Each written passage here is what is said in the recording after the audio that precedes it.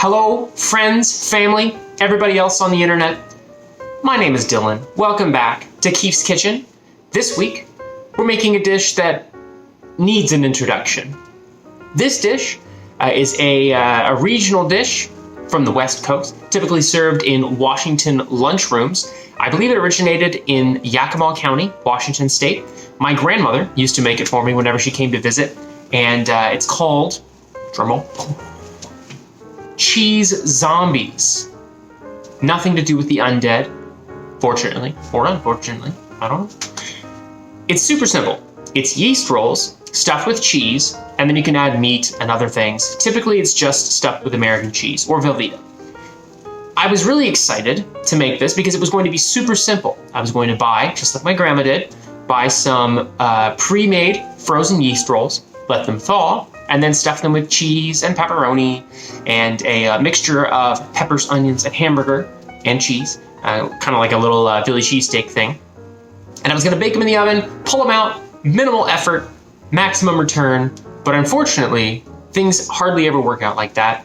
I bought the wrong rolls. Didn't work. So instead of taking the path of least resistance and buying the correct rolls, I decided to take the path of most resistance and make my own rolls. So that's what those are. They are rising right now. So let's go back about, I don't know, hour and a half and see how to begin, how we got to where we're at, and eventually what we'll end up with, cheese zombies. Let's do it. All right, so first things first, let's check and see if our yeast is alive. So to a container with 2 cups of warm water, add about 1.5 tablespoons of dry active yeast. Give it a stir to hydrate all of the yeast, and we're going to let it sit for about 5 minutes. The goal here is to see if our yeast is alive. So if it's alive, we're going to see some bubbles, some foam. It's going to smell like yeast up at the top. If we don't see any of that, that means our yeast is dead. While we're waiting on that, go ahead and add 6 cups of all-purpose flour to a bowl. You can use a stand mixer or not. I also added in 1/4 cup of plain sugar and 1 teaspoon of plain salt.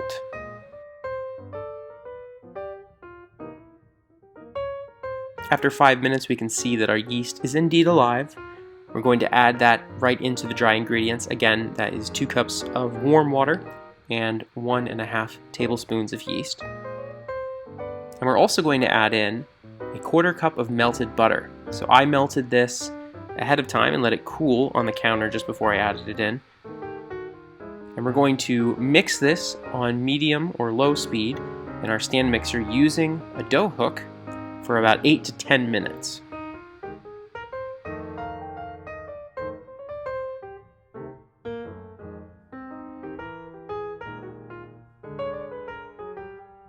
After about 10 minutes of mixing, you'll be left with a dough that looks similar to mine. It should come away cleanly from the side of the bowl when mixing, but it should still feel a little bit sticky to the touch. So use a silicone spatula or anything else really to get the dough off of the dough hook and keep it in the bowl. We're going to cover it and let it rest on the countertop for about 15 to 20 minutes while we prepare our fillings for the zombies.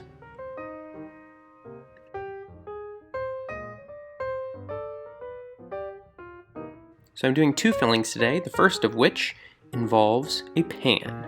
This is a riff on the Philly cheesesteak. So take a pan, put it on the stove over medium heat, and add in about 1.5 tablespoons to 2 tablespoons of oil. I used olive oil, but you could use any sort of cooking oil. And once that oil comes to temperature, we're going to add in some diced vegetables. So I have 1 whole diced green pepper and half of a diced white onion. You're going to add that to the pan and cook over medium heat for about 5 to 7 minutes.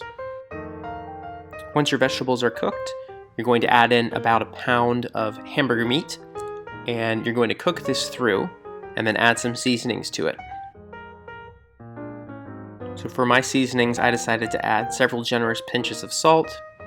I added some garlic powder and some black pepper. Now again, you can season this to taste if you want. I should have done a little bit more seasoning, I think, but better less than more. You can always add more in the end. Once you finish seasoning, stir everything through, turn off the heat and remove the pan from the heat so that it can cool down a bit before we stuff our zombies.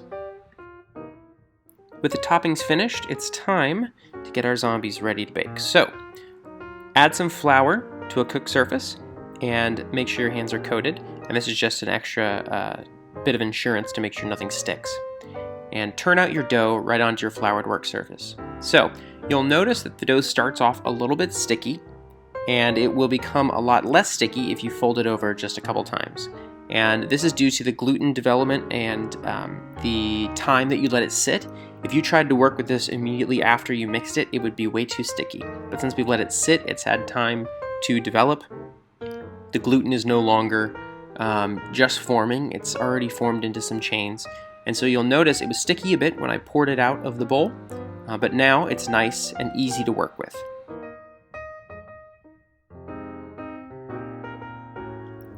Once you've folded the dough over on itself a couple times, take a dough cutter, or a cleaver in my case, and cut the dough into evenly sized pieces. I did not do a very good job with this. My pieces were not evenly sized, but that's all right.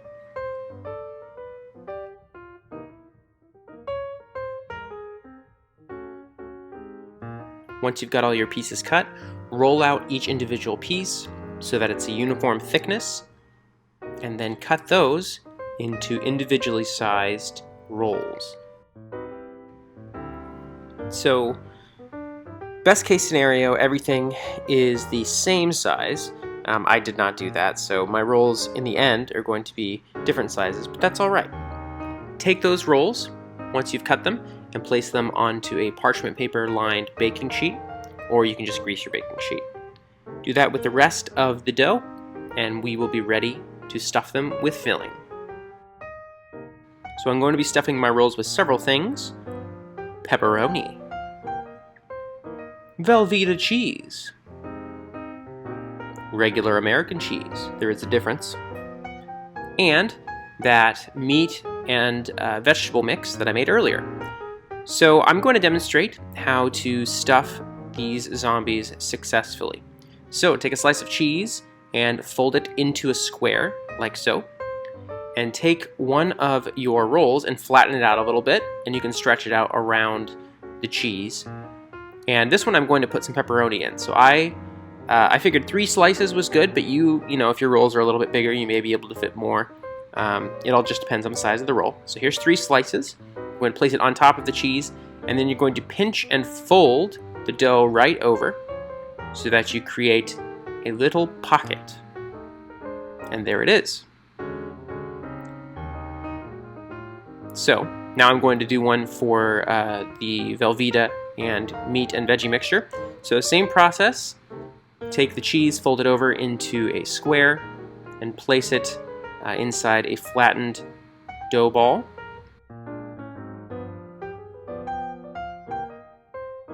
And then take a small spoonful of the meat mixture and put it inside right on top of the cheese, and do the exact same thing. Now, some of the meat mixture may fall out. That's all right.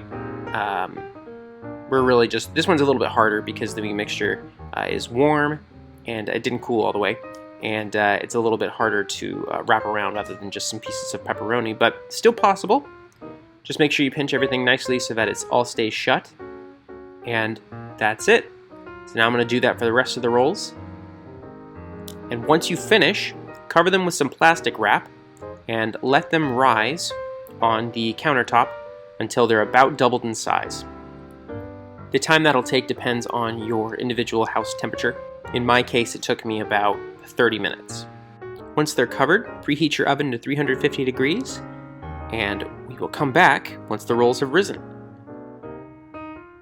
Alright, so they're looking pretty good.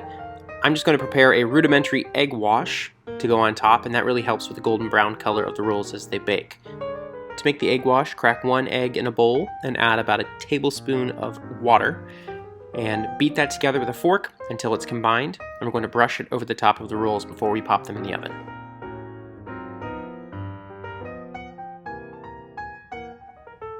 So I don't have a brush to brush the egg wash over the top, so I am just going to MacGyver it and use a paper towel that I'm going to dip right inside, and then just wipe it over the top of the rolls, like so. Once all the rolls have some egg wash on top, pop them in the oven, again at 350 degrees for about 15 to 20 minutes.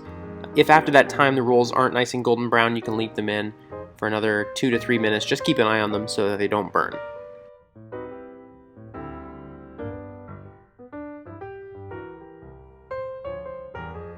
Once the time is up, pull them out of the oven, say hello to the camera,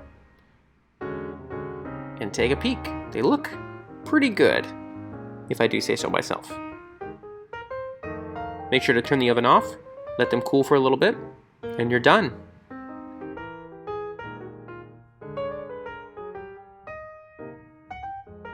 Okay, so zombies are done. Here is a look. The yeast rolls actually look like they turned out pretty good. The pepperoni and cheese ones, I let cool a bit longer. The first batch I did because they finished earlier because they were, less of them. And that bread turned out really good. I cut the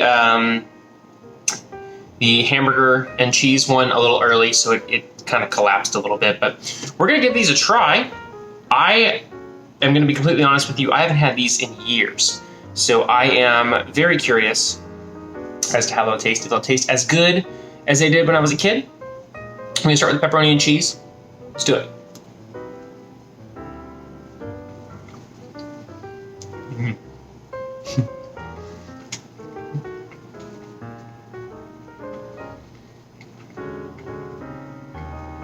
Okay, so first off, the roll recipe is a winner. These are really decent dinner rolls for my very first ones. Now, the filling is what you'd expect, right? It's pepperoni and cheese. It's great. I mean, it's classic. You can switch it up. You can do pizza sauce, another stuff in here if you want to do little pizza rolls. I don't know, but I think it tastes great. I'm really happy with this. I'm having to fight the urge to take a second bite because I need to try the very, very hot fake Philly cheesesteak one. So let's give that a try.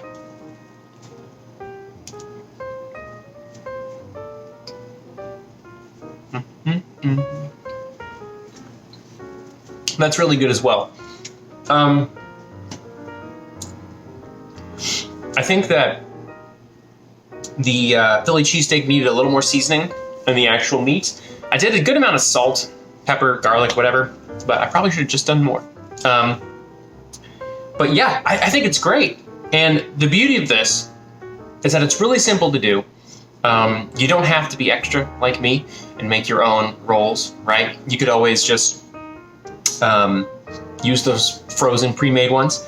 But I mean, this turned out great, and I'm really happy with this. And again, like I said, you can put whatever inside it. You could do breakfast if you wanted some egg and sausage or bacon or something like that, and cheese. You could do vegetarian, where you do sautéed vegetables and other stuff. One I saw I wanted to do, just didn't come together, but sloppy Joe, where you stuff this with sloppy Joe mix and some cheese, and I thought that sounded really good. And yeah, I mean, it's super simple. It's super good. I'm gonna finish these, and I have a lot more, so I'll be good. Oh, and these freeze really nicely, or refrigerate rather. The dough freezes, but these will refrigerate really nicely. Just to heat them up, you wrap them in a paper towel, give them a microwave, or you can cook them in a toaster oven or something. You'll be good to go. So, thanks guys, and I hope you enjoyed it. And I will see you. Oh, if you hear any jingling, that's my puppy off in the distance, my family dog. I'm watching him. But anyway, I will see you next week. Thanks, guys.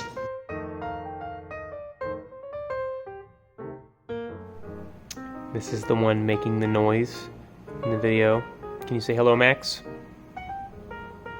I'm speaking to you, buddy.